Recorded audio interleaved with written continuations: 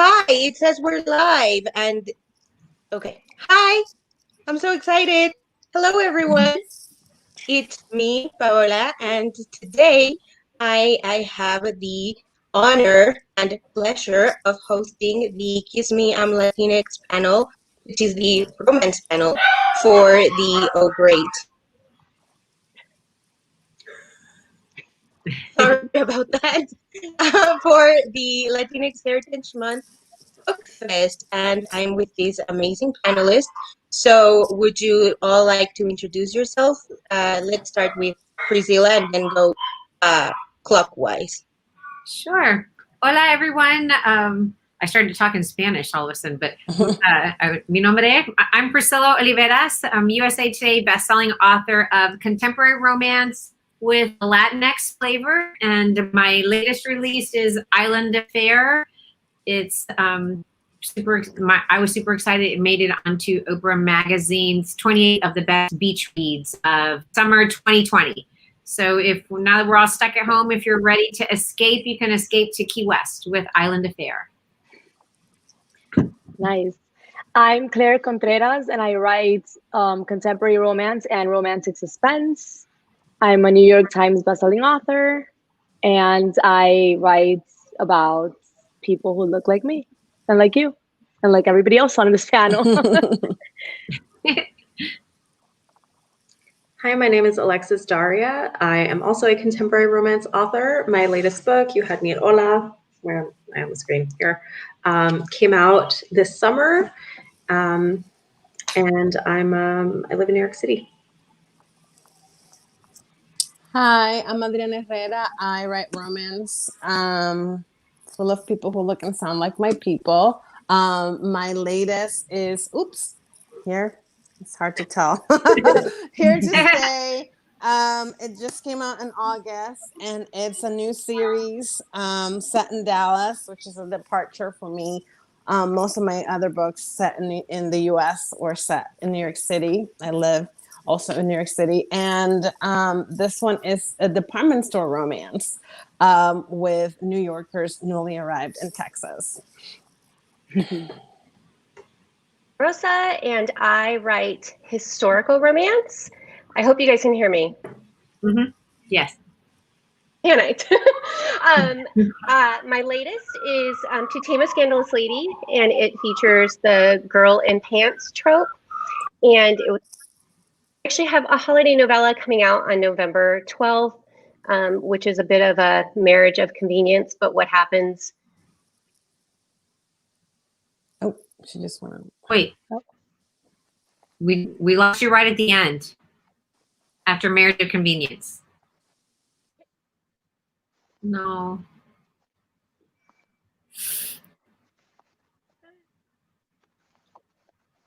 Let's see. Can you still hear us? You want to try leaving and come back? Hi, Liana, are you good? Oh, wait, no. No, that's Paola. Is it me? Liana, you're muted now. Oh no. Okay. So this is my first question since I keep freezing. I'm just gonna. Yes, now we can hear you, Liana. My AirPods, just didn't want to work. Anyways, hi, I write historical romance.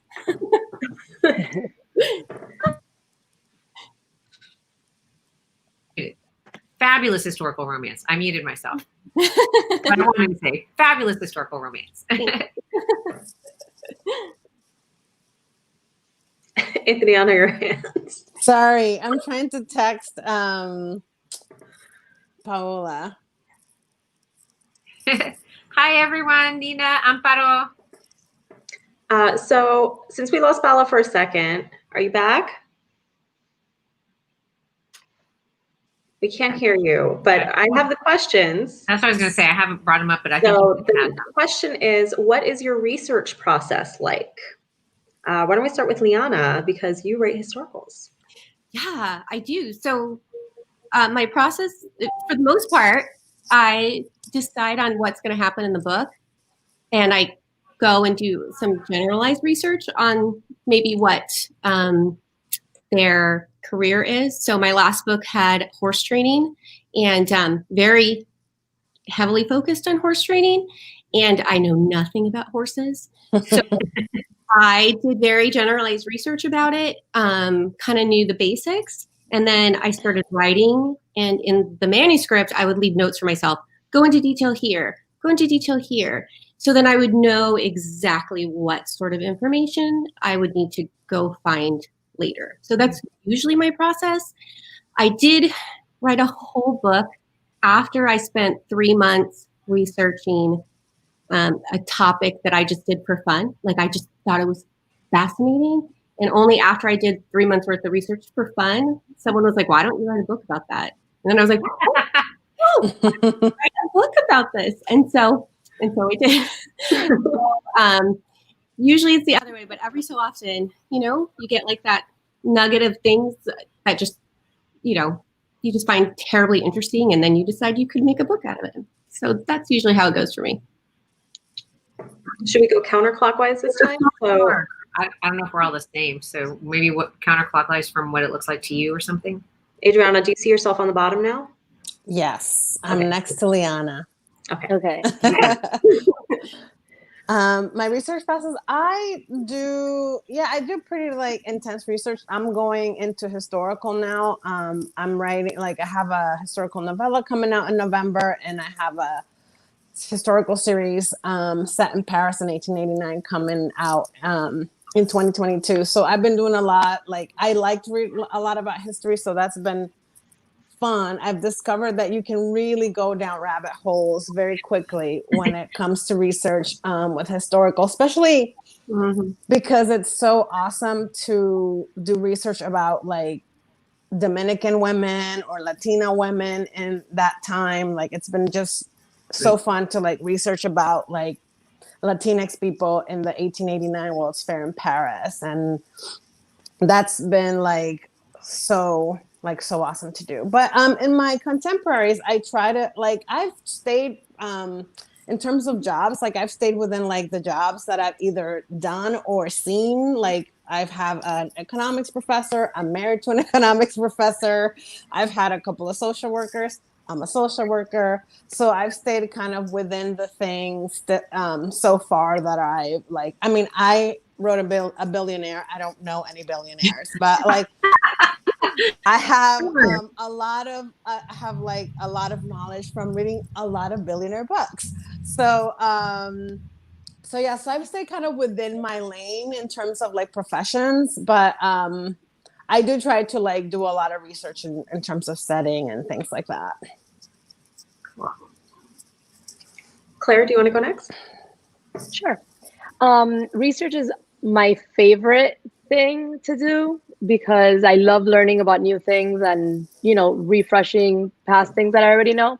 But like Adriana said, you go down these rabbit holes, and sometimes that takes away so much time from actual writing. But like, okay, for example, for Twisted Circles, which is my last release, it's a romantic suspense set in college about secret societies. And this particular secret society has a history with the Catholic Church. So there's a lot of, obviously everybody knows the Catholic Church has like a lot of big secrets and things that they hide and whatever. So I was researching specific things for this book, and the things you find and the stories you find are so crazy. And that one was inspired by something that happened in real life in my Catholic high school that I went to with some nuns and some monks. So something happened, and then I took that and I just went into the research about like more things that were happening that I'd heard of in other countries, like in Cuba, in monasteries, and DR in monasteries. So yeah, I love the research process, but yeah, you can go down rabbit holes, and that's a pain. I think for me, I have to be careful. Like starting a book, I can start to use research or character. I got to get to know my character. as like a delay, like a procrastination. Like those imposter syndrome doubts will creep up at the start of a book, and so I'll like deep dive into those holes, to avoid like getting to the book. So I think most of the areas that I've set books in, I've either visited or I've lived, like Island Affairs set in Key West. And so I lived there all through junior high school, and college. That's where I would go home to visit.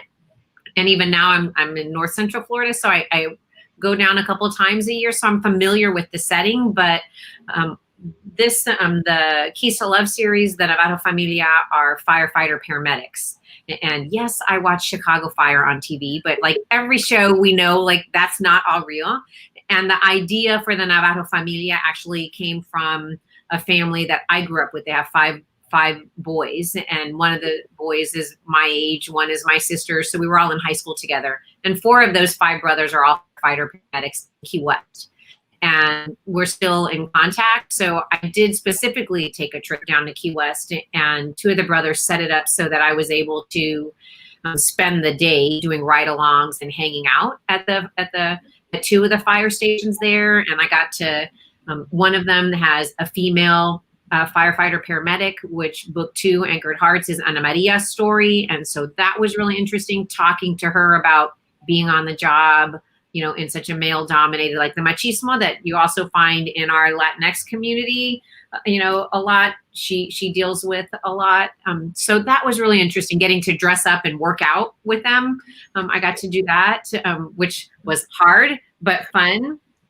So usually a lot of the careers, if I don't know, for research wise, I think it's good if you can talk one-on-one. So like Lily in Their Perfect Melody is a victim's advocate. I have a girlfriend here that's a victim's advocate, but she also said to me, I'm a victim's advocate here in Florida. Lily lives in Chicago, so I recommend you also connect with. So I did. I called a women's shelter and, and spoke with someone. So you can use, I rely a lot on the internet and to find information, but I also, if I can, like I called one of the precincts in Chicago because I wanted something to happen in a scene with Diego, and I wanted to make sure, could he do this? If he called into dispatch, like what would he say? And there, the gentleman that I spoke with gave me like, okay, this is what he would say into, his, whatever. And so I think it's good if you can, any writers out there, if you can like reach out and speak to someone at the same time that you're, doing all your research on the internet and stuff like that, but not procrastinating. Yeah, I did a lot of research on the internet for my books. But with You Had Me at Hola, I also spoke with a working actress before I started writing the book to get some information that I could use while I was planning it and writing it. And then after it was done, I sent it to 2 working actresses to beta read it for me. And they gave me so much information. I couldn't actually even get all of it into the book, but I was really glad that I was able to have the time to do that. With my dance books, I would basically just research it every time I came up to that scene. I would stop and be like, okay, like what exactly are the steps of this dance again? And I would look them up, and then I would also have to look up like the music to be able to describe that. And then I would look up the history of the dance too to see if there were any kind of like little details that I could add in. So it was like hours of research for like a paragraph. But I think that it was worth it. And there were other things that that weren't as important, so I could gloss over those. But in my first book, Take the Lead, there's the scene where they do the spray tanning, and I did a lot of research on the kind of spray tanning they would use, and it is fascinating.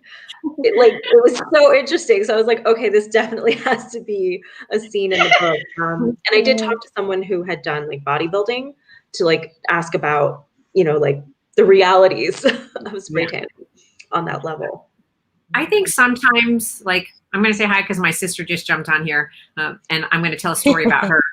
But for Anchored Hearts, like the hero fractured his tibia and has to have surgery, and he has like an axilla rod ring. And so I spent hours on YouTube, and I'm not a gory bloody, so I would watch like surgery videos like this, over the screen. And my sister finally, she was like, girl, what are you spending all that time for? Like you need to get going but yet at the same time, sometimes spending kind of putting yourself in the situation that your character would be in, even if that situation, like his surgery is not in the book, but I felt for me, like it helped me get in his head.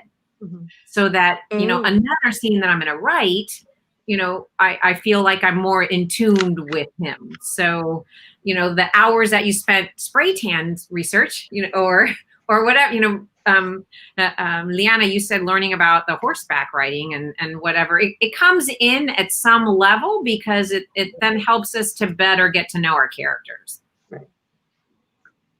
Welcome back, Paola.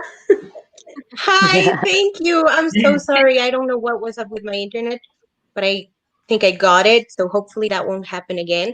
And thank you, Alexis, for saving that part of the panel. Hopefully this thing will let me be a good panel moderator from now on.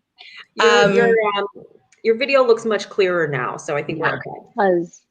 Okay, fantastic. So your books feature the importance of mental health.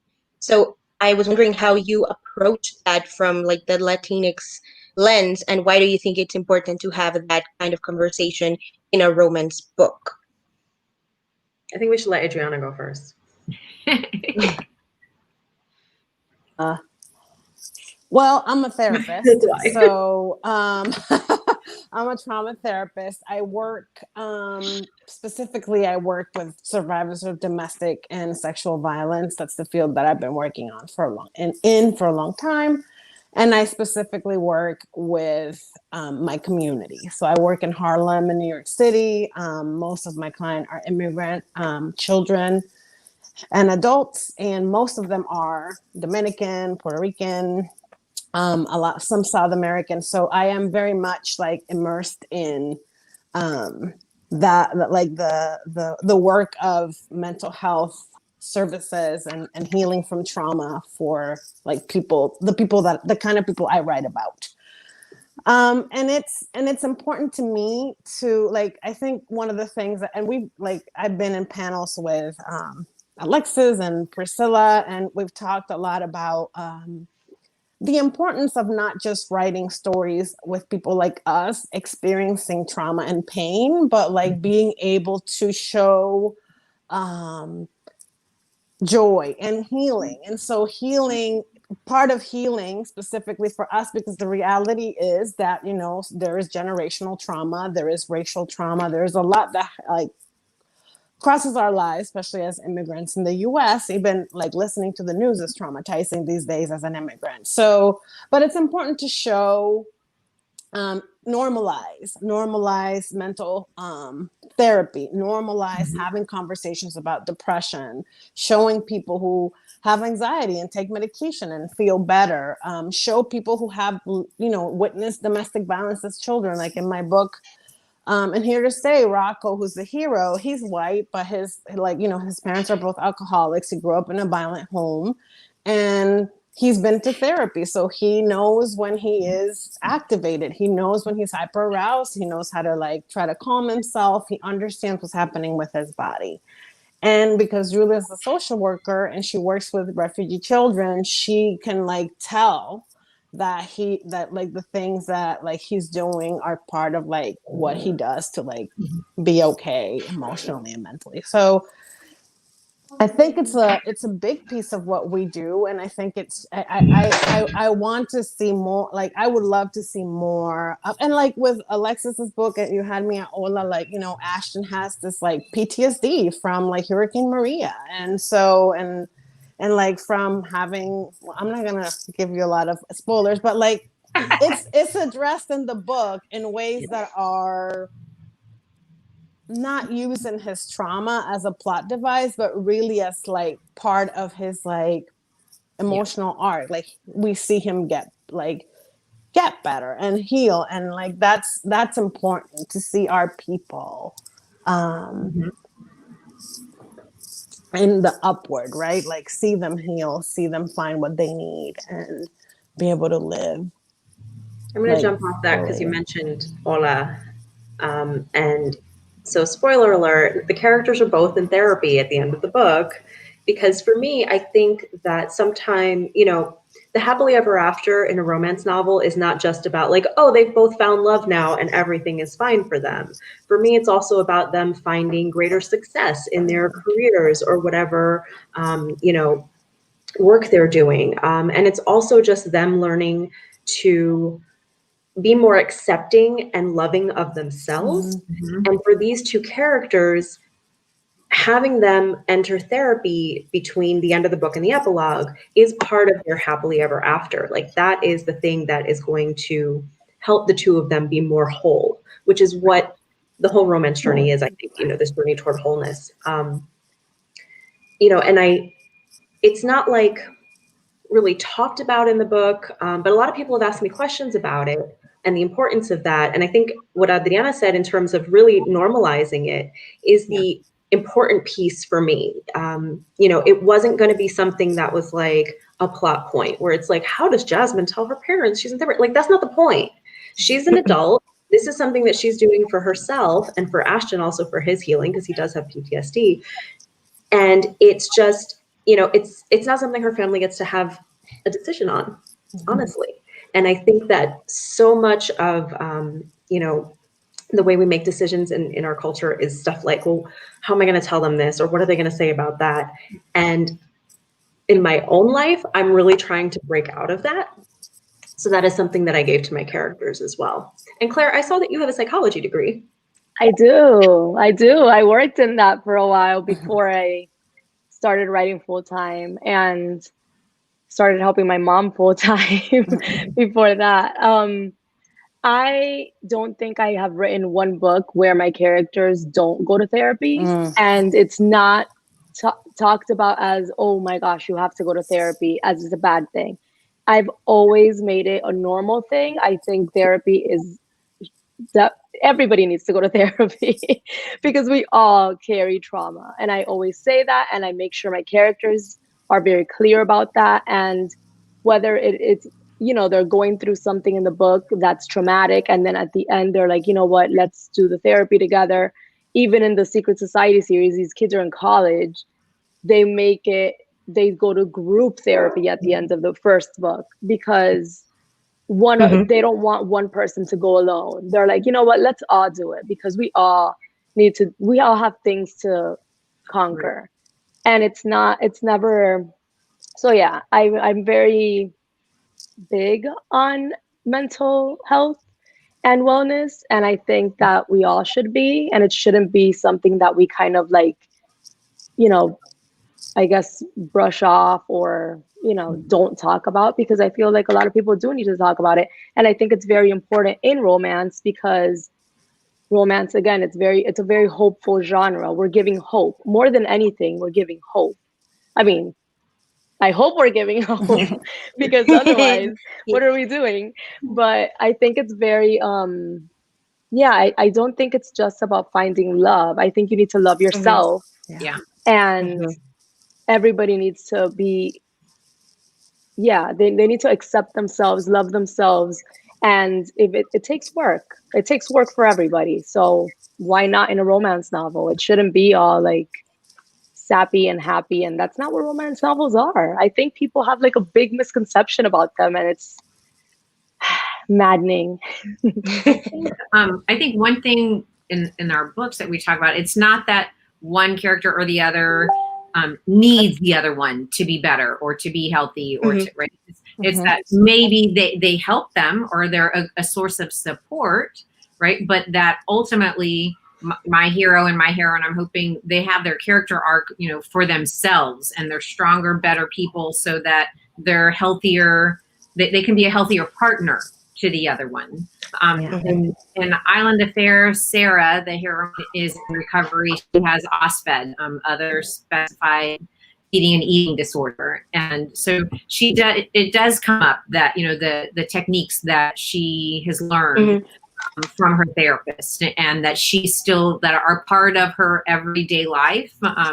And but I tried to do a lot of research. I listened to a lot of podcasts and for people who are in recovery or dealing with it, but also loved ones, because I wanted to make sure then like the portrayal of her family, whether they were doing something that helped or hindered, was also believable. But I wanted to make it not that this is all her story. Like this is a part of her, and she is in a healthy way trying to make sure that she's in a good place before she is in a relationship or that she recognizes. And I think like people have said the word normalize. That's the key thing in our books. Yes, they have like the HEA or the HFN, the happily for now at the end, but you want the reader to close that book believing that, okay, more crap is going to come their way because that's just how life is. But these people have grown and they have healthy habits, and together, this couple and the society that's around them, like their group of people, they're going to be able to get through whatever is thrown their way because they've grown and they've changed. And yeah, I'm closing this chapter of their book, which I think is also part of why people like series, because the hero and the heroine or the love interest from book one might show up and as secondary characters in book two, and then you can say, they have a baby now, or they're engaged, right, or whatever it is, and you get to see them continuing that healthy relationship down the line in another book. Yeah, that's one of my favorite things that I got to read in your book, because I think somebody said it in the comments. It's important for our community to see what healing looks like. Yeah. And it's a very emotional experience to read it in a romance book, because so much of what we see in media, and not just like movies and stuff, but also like telenovelas, like our media, it's also super like normalized to see that romance is the cure for everything, and that's not the case. So I love your answers. My next question is for Alexis and Priscilla, because both of your heroines deal with fame in one way or another. Sarah is a social media influencer and she's very successful, and Jasmine is an actress. So how does that part of their identity affect the way that you write their love stories? Well, in Ola, Jasmine at the beginning of the book has just gone through a breakup with a rock star, and it's all over the tabloids and gossip sites and social media. So she is in the spotlight, and it in a way that I don't think any of us can really understand. So just trying to think about, that's one of the things that I think about in terms of fame and the other side of it. Like, a lot of these people are just like regular people who were doing their thing, trying for so long to make it big, and then they do, and then suddenly they're, under this magnifying glass like this. And there's this moment, this is a little bit of a spoiler, where she finally explains to Ashton, like, kind of what happened. And he's like, that's it? And she's like, yeah, that's all it was. And they took the story and they ran with it. So that's why she's at this turning point in the book. She's got this kind of history of like dating a lot, and she's really just looking for love, but she hasn't found it, and she's had this experience because of her fame, even though she wasn't that famous beforehand. Now she is. And she's like, I just have to focus. She comes up with her leading lady plan. And she's like, that's it. No more love right now. I got to just focus on me, focus on work. And then, of course, she meets Ashton. And he is the one. But, then that's the story. I think for me, Sarah is a social media influencer.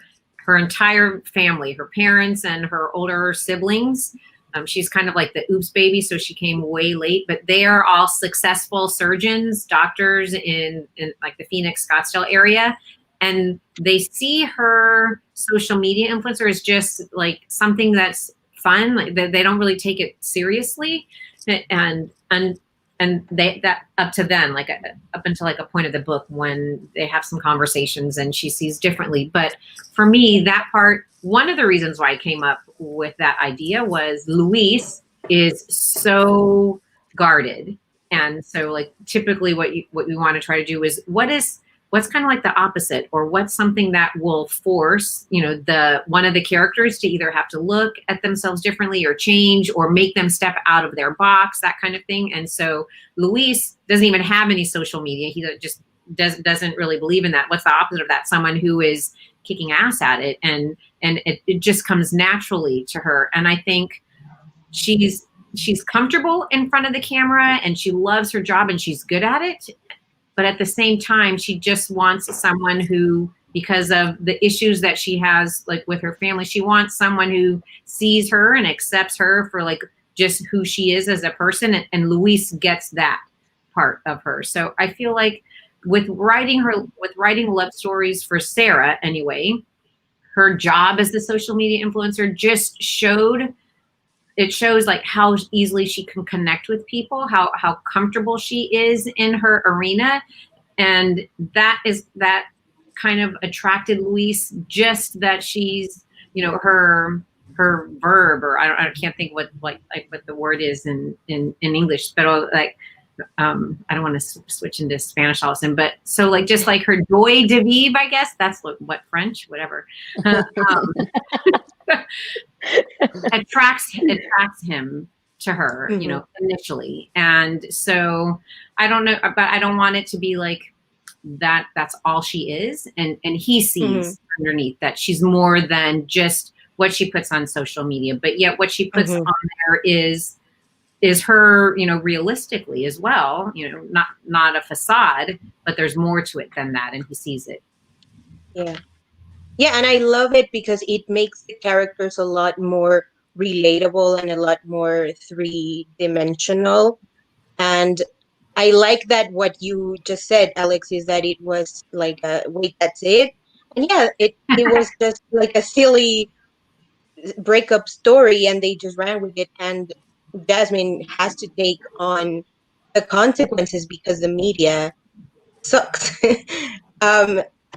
Adriana, the next question is for you, and you both, in both of your latest books, Finding Joy and Here to Stay, you feature characters who are in the social work industry. Is that how you say it?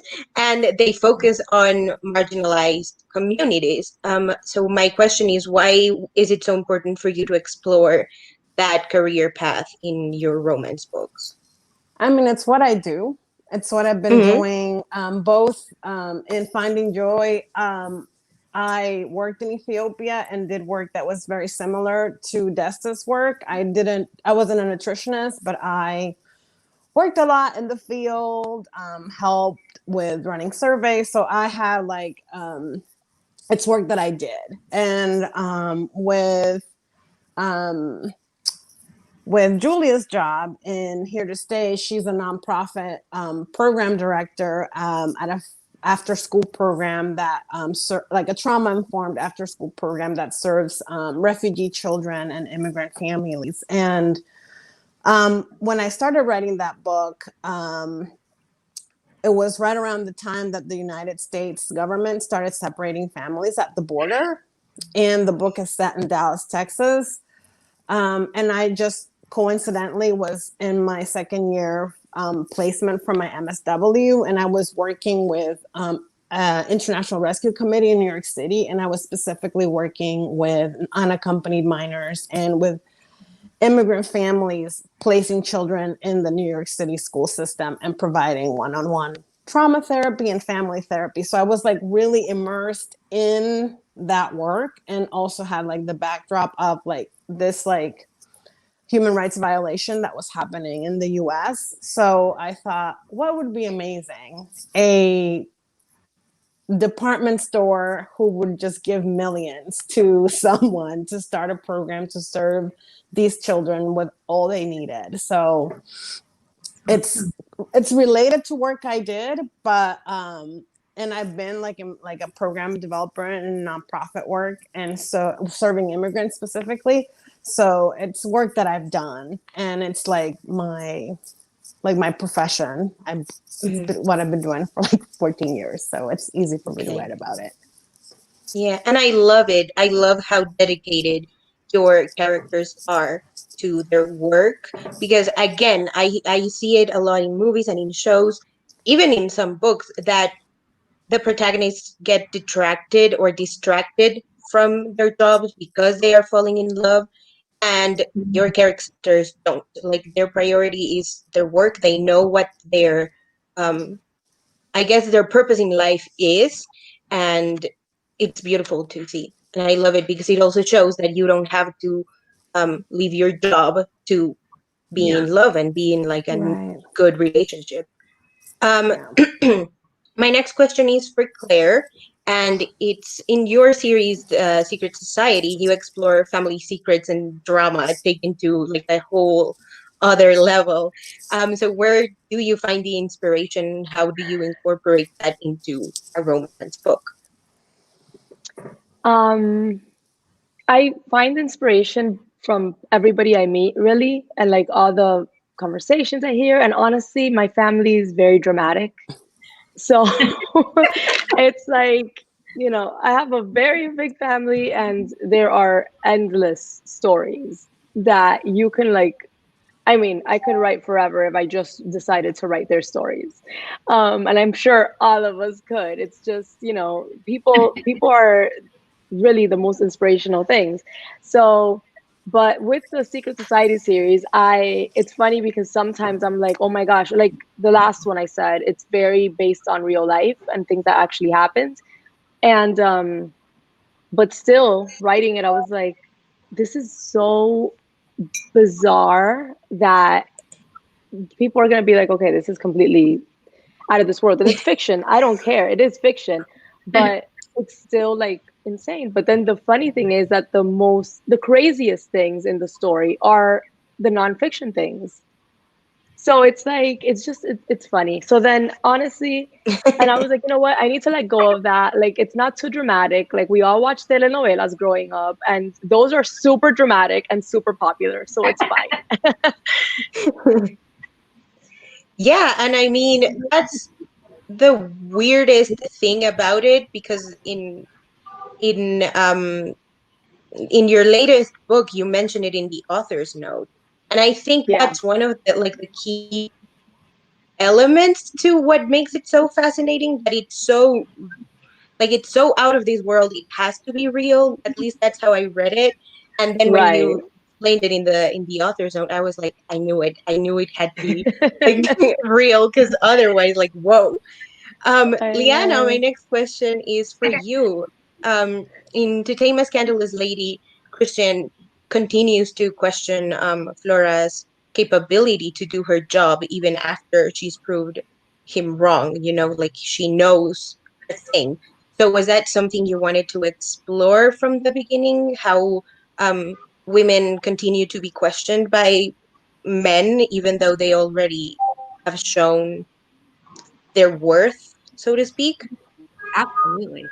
Absolutely. I think we see that even now when we could have the most qualified candidate for public office continuously be questioned about, their stamina, their education. And, here's Flora, who, the heroine of the story, she is a horse trainer and she's in disguise. And of course, the hero finds out. Mm-hmm. And the only reason he doesn't fire her initially is because she's good at what she does, because she's worked hard to be good at it. So he keeps her on. But then, of course, they fall in love. And then, of course, he finds out that she's not just, a girl who likes horses. She's actually a duke's daughter. And now suddenly he wants to marry her, and he doesn't want her to go anywhere near his horses because she would be a marchioness, and he wants to protect her. And I was like, she needed to confront that. Like, I couldn't have her back down from that fight. She can't be working the whole book showing how capable and strong she is. He knows she is. And then she's like, well, okay, you're going to give me this title. So of course I won't do that. Like, of course Flora's going to push through and she's going to want to continue to do that. And I think it just shows women can be best at anything they do. They can show their expertise. And when they're authorities, they're still going to be paid less than a man, and women of color especially. So obviously those factors weren't in play when this book was set in 1834, but the power dynamics of that were there. And I know, because I saw reviews, that some readers didn't like how pig-headed she was, I guess, or how strong she was on that. But sorry, she was not going to back down on that. She was not going to give up what she had worked so hard for. And of course, it's a romance, so they had to come to a point together where they could both be happy. So absolutely, I absolutely had to push for that because I thought it was important for her character specifically. Yeah. And I mean, people got opinions, but not liking Flora is like the wrong opinion.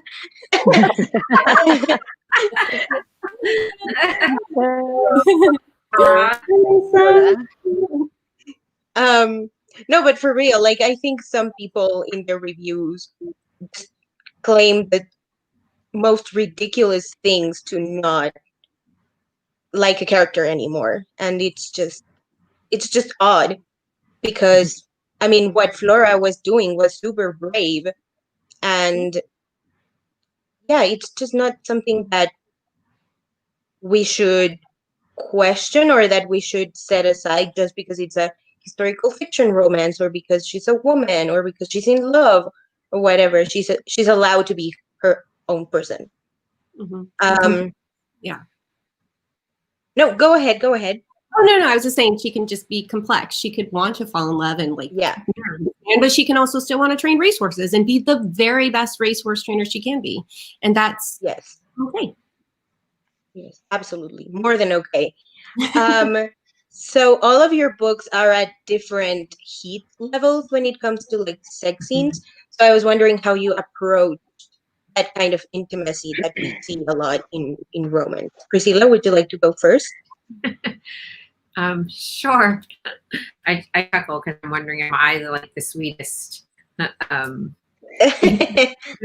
We have an ongoing joke amongst the four chicas. It's Alexis, Mia Sosa, Sabrina Soul, and when my debut novel came out, I always just write a sex scene or anything like that. It has to come naturally, right? And even like I tell my students, if you can take a sex scene out, if you can take any scene out and it does not affect the story, it doesn't affect the characters, then that scene didn't need to be there.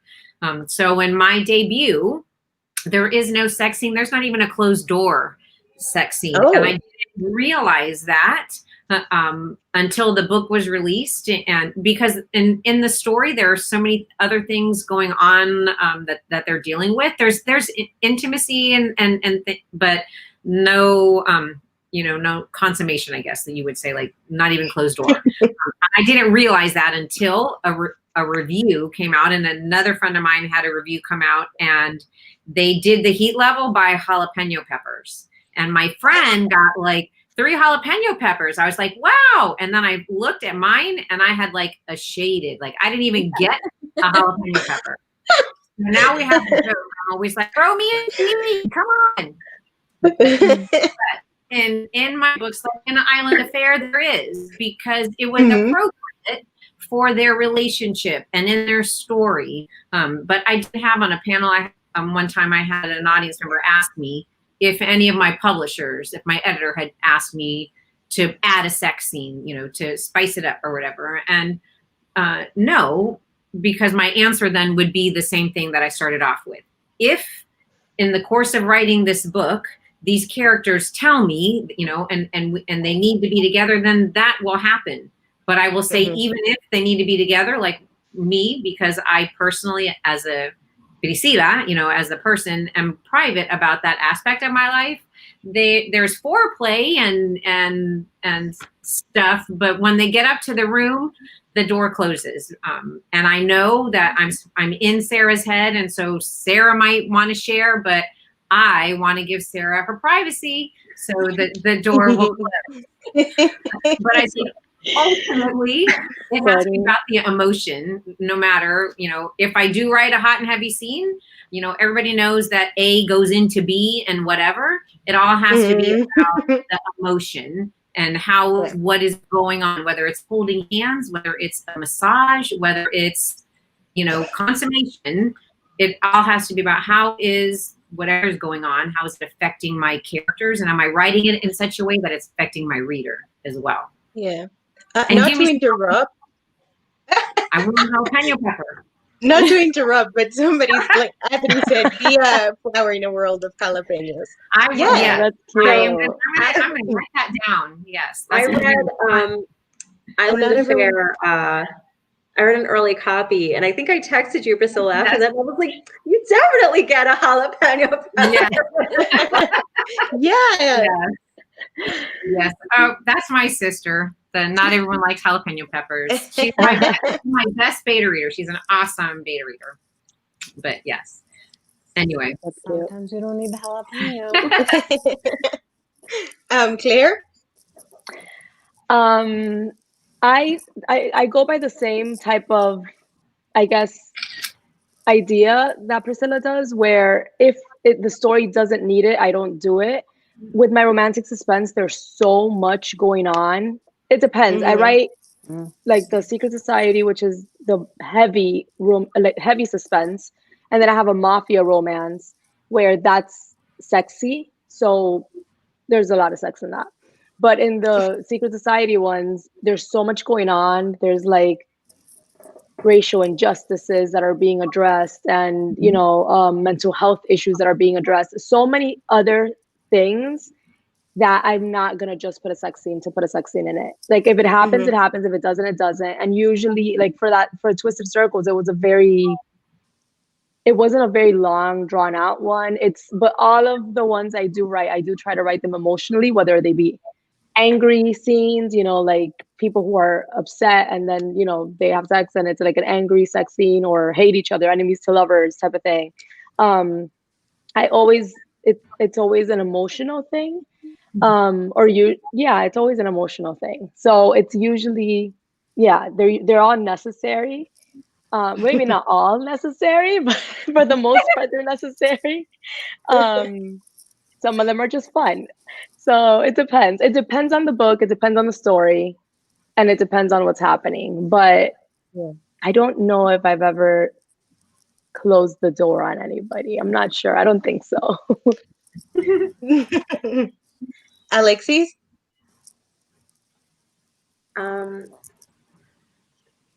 So I guess my books are pretty hot. I think like I've read like some like other stuff that's like really like a lot of jalapeno peppers. So I think mine are just like normal. But then with You Had Me at Hola, which I wrote just like I felt like how I've written all my other books. But I've been tagged in a lot of reviews on Instagram in particular that talk about how steamy it is. And I'm like, is it really that steamy? Like, okay. But I mean, you all are in for a treat with book 2, let me tell you. What a tease! Yeah. I was like, should I warn my editor? And I was like, no. She'll find out. But how I approach those scenes is, for me, it makes sense for the characters and the type of relationship they're having and the type of, interactions that they have and like who they are as people. It has always made sense for them. But when it happens also has to make sense. So I'm like a fan of like the midpoint sex scene, like right at the middle of the book. Like that's where they're like building up to it. And then it's like all downhill from there for the people.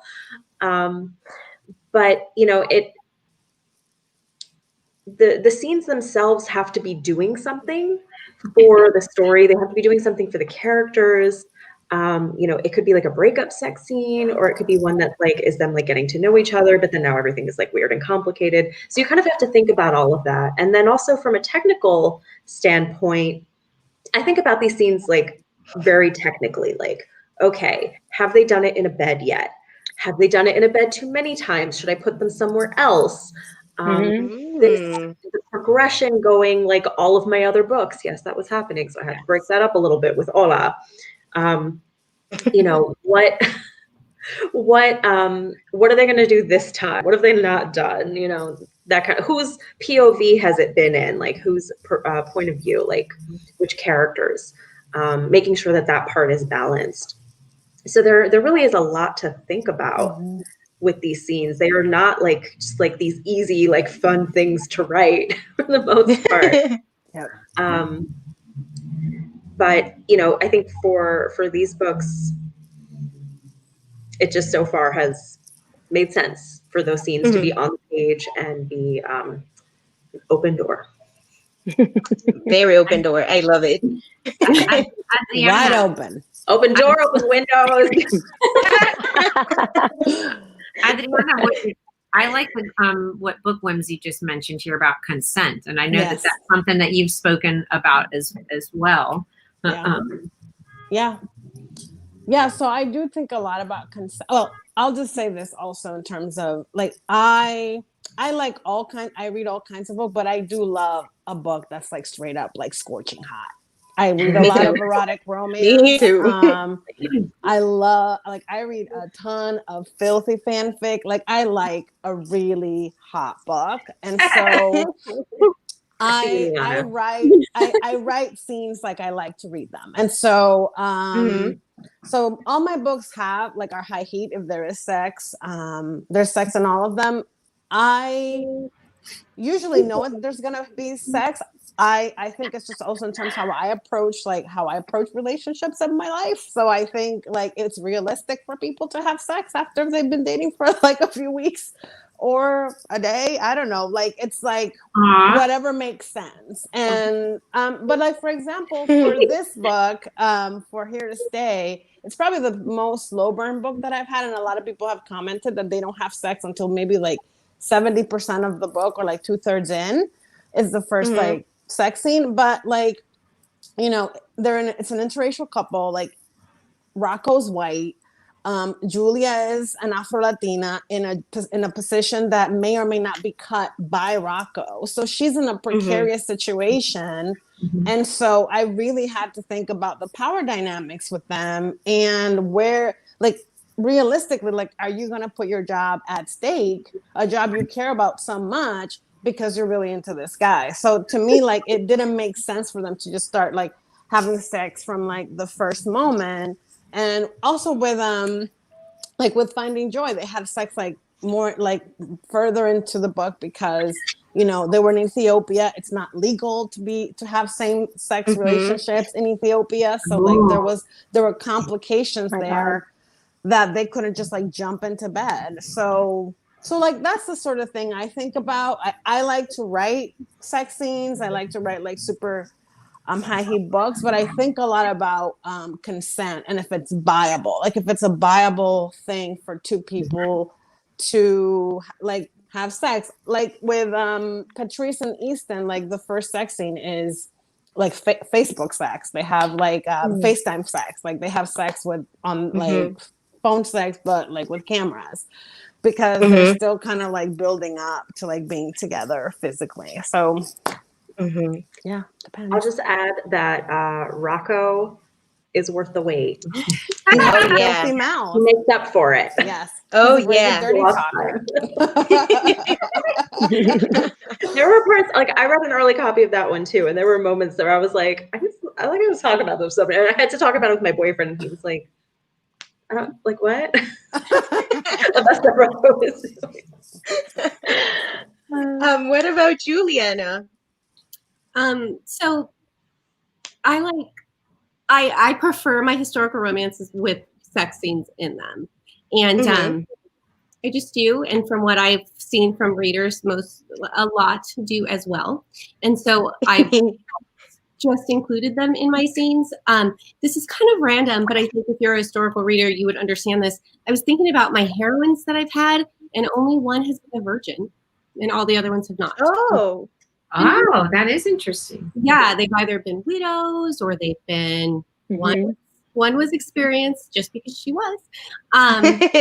Go her. Yeah, but I think that also, that experience kind of then affects the scene and how they approach it with that historical, aspect. I also like to think about the dynamics between the hero and heroine. At least in my books, I write male, female so far, and their dynamics. So in Scandalous Lady, they have more of a one-upping, I guess. He's her supervisors as well. But when they finally get together physically and they have their first sex scene, she is the initiator and she is the one who like takes charge, and she's kind of asking for consent as much as he's asking for it, because it made sense for the two of them that her personality, that she would then be that way in an intimate moment as well.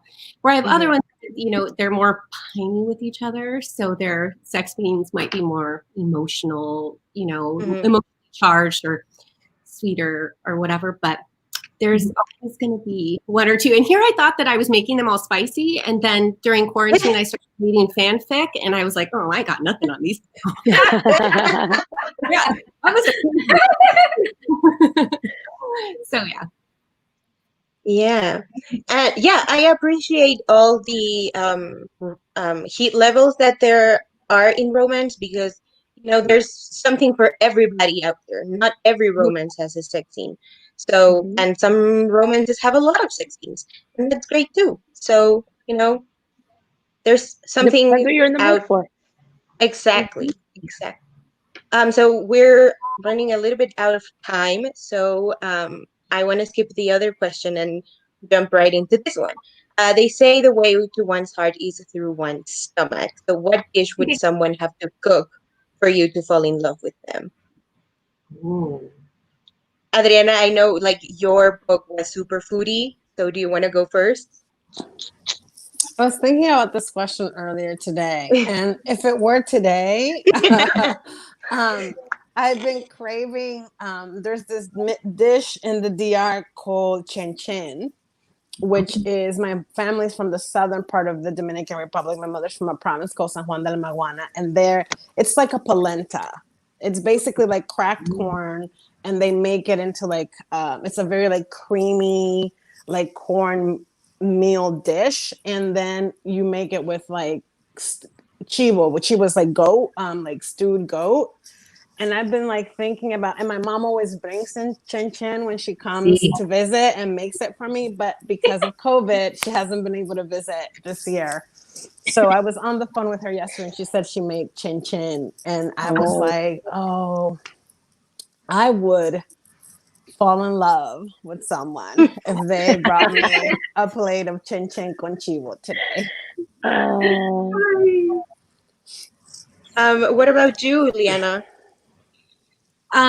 So I initially thought, when I was thinking about this, my nana, who passed away in 2004, used to make flat enchiladas. She would like make the tortillas, the corn tortillas homemade, and just thinking about it makes my mouth water. It was so delicious. The emotional aspect of it, like you couldn't just have one. Like she would like load your plate with more.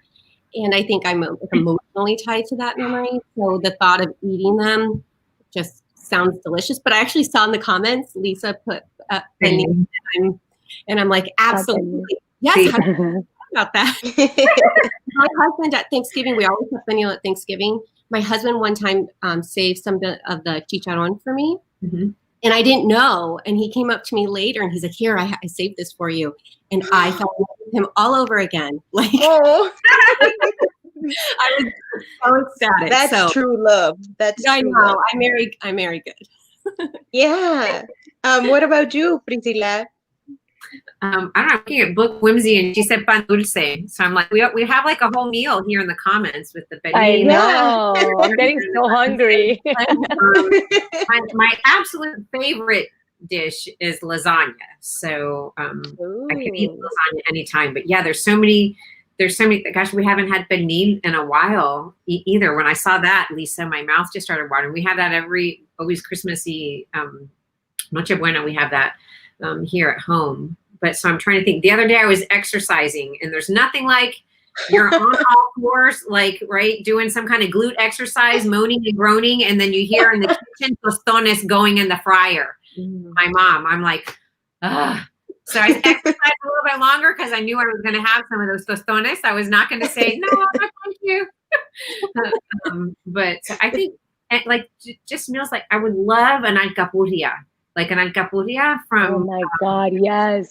We don't have any of those, and those are those take a while to make. So we're buying them from somebody, but we haven't. But a good alcapurria with arroz con gandule y aguacate fresca. Oh man, yeah. I'm gonna have a salad after this food. That's not going to cut it now. But a good alcapurria, like fresh from the fryer.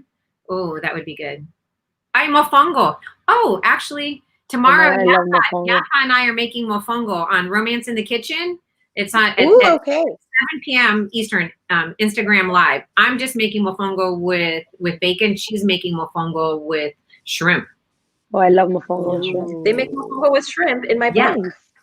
So. Yes, I just wrote a scene where the hero presents her with mofongo and champagne, and she's like, "Who eats mofongo with champagne?" Oh, it's yeah. like, bougie Dominicans, right?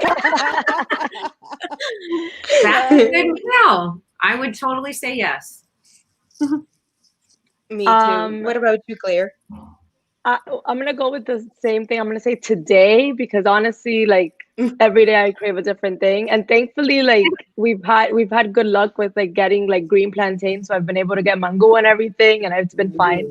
But I haven't had sancocho in a while, and today it's raining, and that's like the perfect dish for this weather. Man. Oh yeah. If it drops from like 78, you make a sancocho. So the thing, like, I can't get, like, I live in Manhattan, but there's like nowhere around here that we can order from where I can get like this kind of food, like the way that like it really like, tastes for me. Yeah. Like we ordered from a Venezuelan restaurant the other day, and like I got arepas and like stuff, and it just like not quite the same. Not the same. Like, so my first thought actually, Priscilla, was also lasagna. And I don't even eat beef anymore, but like I like just, and I remembered through talking all of this, like I remember them making lasagna at my grandmother's house, like with arroz con gandules, of course. Yeah. And then I was like, oh yeah, I could really go for some arroz con gandules, and then maybe some of my grandmother's yuca pie, and like, you know, all of that stuff. Yeah. Oh my God. Dominicans eat lasagna with tostones. And again, I can't have beef anymore, but I love carne guisado. Like, just can't like have beef anymore? I can't eat beef anymore. It makes me sick. And my mother is vegetarian, and she was like, I figured out how to make carne guisado without any beef. And I was like, okay, well, she made a vegetable stew with beef stock. Wow. Well, it's more like vegetale guisado. Exactly. Yeah. I was like, I'm sure it's still not the same way that Grandma made it. My youngest is vegan, and when she first said that she was going vegan, I was like, "Pero cómo vas a comer pernil? Like, how are you gonna come and not have pernil?" And she did, like, they sampled some, but she was really good making things that she and her partner could eat. But they did. She couldn't resist that. Last Christmas, they had some of the pernil. But yeah, there's just. I'd have to like be allergic to it or have like some health reason that I couldn't eat it anymore. To decide to not eat it, I don't see that happening. Yeah, I'm allergic. I was vegan for a few years, and pernil was what brought me down. Yeah, it's hard. It's hard being vegan and vegetarian where you have these delicious dishes with meat in them. I mean, and just to finish off, what are your upcoming projects? Priscilla, would you like to start? Sure. I just have copy edits. Book 2 is Anchored Hearts in the Keys to Love series, and that it's on pre-order now. It will release next May or the end of April, but it's a May 2020 release. And then actually right now I have, in 2018, I wrote a holiday novela It's in the Fernandez familia tree. Like Julia, their cousin comes from Puerto Rico to Chicago, and so it's a sweet romance. No jalapeno peppers, but it's sensual. Pero, anyway, there's pan dulce, but no jalapeno peppers. And I'm kidding you. It's not sweet. But it was in 2018, it was in the Fern Michaels Christmas Anthology, and Kensington is now releasing it as a digital standalone. So readers could have all of the Fernandez Familia books in digital format. And so that one's on pre-order now. It's Holiday Home Run. Julia is an event planner, and Ben is an Chicago Cubs baseball pitcher. Go Cubs, that's my team. And so it's set in Chicago, and that one releases October 27th, but you can pre-order it now in digital format. If you want the print, I've had some readers message me to ask, when is it coming out in print? And it's not going to be a standalone in print. You can still order a season to celebrate, like the whole anthology, and you'll find it there. But the standalone is digital only. And they did a really cute cover. Like there's a baseball ornament hanging from Home Run. So I really love it. So those are the two that are coming out. Oh, and I forget this one, sorry. Next June, I did another anthology for Kensington. It's called Summer in the City. It's 3 girlfriends, and they all live in Manhattan. And they are planning to go away for the weekend, but they all do their own thing that Friday night. And while they're off doing their own things, the power goes out through all of Manhattan and through all of the boroughs, and that's why it's called Summer in the City. My novela is called Lights Out. Mateo is a Broadway star, and Vanessa is a reviewer for an online entity called The Fix. You want to know what's going on in the city? The Fix can hook you up, is kind of her thing, and so it's a second chance kind of romance. And that's Summer in the City, coming out in June. Exciting. I love Broadway. I'm so going to pre-order that right now. I love. I'm so excited. Mateo has written a musical about Roberto Clemente. And it's opening night for the musical, and the power goes out. Oh, that's so cool. I had a really good time. I had really fun writing like my love of baseball and our familia, and Clemente was a mentor to my uncle. So I got to talk with him about, so anyway, so it was fun to write. Fun. Cool. Yeah. So cool. Claire? I am currently editing The Wicked Prince, which is the third and last book in the Royals series that I have. And I'm writing something that I'm not going to talk about, but I really wanted to release for Halloween. I don't think that's going to happen, but I'm excited about it. So we'll have to stay tuned. Yes. Stay tuned. Alexis? So I just turned in the second book in my Avon series, which there's no series name, but I'm calling it the Primas of Power series, like in my own notes. So it's the second Primas of Power book, and it I don't have like a pithy way of talking about it because I was just working on the blurb today, and then Priscilla and I talked on the phone for an hour instead. But it focuses on Michelle, Jasmine's cousin, and a guy from her past. So this is like a second chance, friends to lovers kind of romance, forced proximity. They're also working on something together. It's really hot. I just really like both of them. And it takes place in the Bronx. And there's a lot of like family meddling as well. So you have that to look forward to. And that comes out in September of next year. How many jalapeno peppers? Oh, 3 for sure. 3? Out of how many? Like out of 4? Out of 5. at least 4. Ooh. Oh, if it's out of 5. I think. I mean, it all happened in a blur. Like I literally turned it in a couple days ago. So I'm like, what even happens in that book? I think probably 4. Okay, good. Wait to read it. I'm excited. There's like only one bed at the hotel scene where they one like bed. go to town. So I love those. Mhm. I'm so excited. Adriana? I have a few things really coming soon. I have my first historical. It's a novella in the DILF anthology, which is Duke I'd Like to F. It's with Sarah Simone, Joanna Shoup, Eva Lee, and Nicola Davidson. And my story is called The Duke Makes Me Feel, and it's set in 1879, mostly in Paris.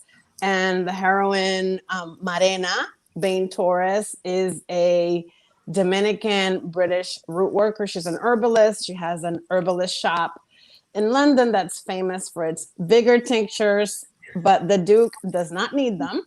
And they have to go, he comes and asks her for a favor, and they end up in Paris for a few days and things happen. And then in December, I have a novella in the Dreamers universe, is set in Ithaca. It's the last of the Dreamers series, and it's Yin and Ari's story. Yin and Ari are Nesto's first employees that he had when he opened the food truck. So their little story is this one. I'm calling it a Gift of the Magi remix because I don't know how else to talk about it, but gifts are given, mistakes are made, and then the found family saves the day. And then in June, I have the first. I have 2 category romances that I'm writing for Desire, and the first one comes out in June, and the series is called Zambrano Studios, and it's basically a family that owns a television empire. It's a Dominican family that owns a television empire, and their lives are as dramatic as the telenovelas that they produce. Oh my God! Yes, and that's the one with the mofongo and champagne. That is the mofongo and champagne. Yes. Okay. Yep. It's looking forward to it. You're working on so many books and so many stories. I'm so excited. Too many.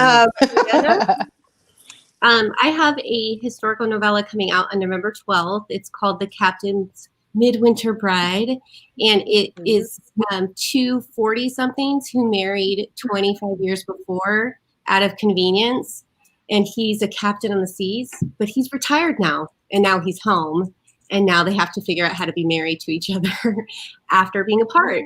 So it was really fun to write. So the cover is being released next week or this coming week. And then my last book my current series is out in spring. It's called To Tempt a Scandalous Lord, and it's Flora's older brother who's standing for prime minister. His campaign is going great until someone starts writing anonymous chat books or political tracks that are kind of skewing or lampooning his campaign. And of course, we find out it's the heroine. Oh, fun! That was a lot of fun to write. So that will be out, I believe, March 31st is the date. Okay. Cool. Looking forward to all of your future works. I'm so excited, and I'm so excited that we all, how many jalapeno peppers, and there's diversity even within the heat levels. I'm so excited. I just want to highlight some of the comments because they were really good. If they don't adopt the Primas of Power as the official series name, that would be a mistake. Yes, Nina Moreno says that she loves your book. I loves your was talking about, I think, Adriana's. Oh, Mateo was fun to write. Yeah, and Nina said telenovela drama from Adriana Herrera. We have been blessed. Yes. So thank you so much for doing this with me. Sorry about the technical issues in the beginning. I hope you had a great time. I certainly did. People in the comments, I loved you, and I think we all had a lot of fun in this panel. Thank you so much for joining us for the Kiss Me I'm Latinx panel for the LHM Book Fest. And thank you. Bye, everyone. Thank you for organizing. Thank you. Yeah, thank you, Paula. Thank you. Thank you for watching. Gracias a todos por venir. Thanks everyone for coming. Thank you.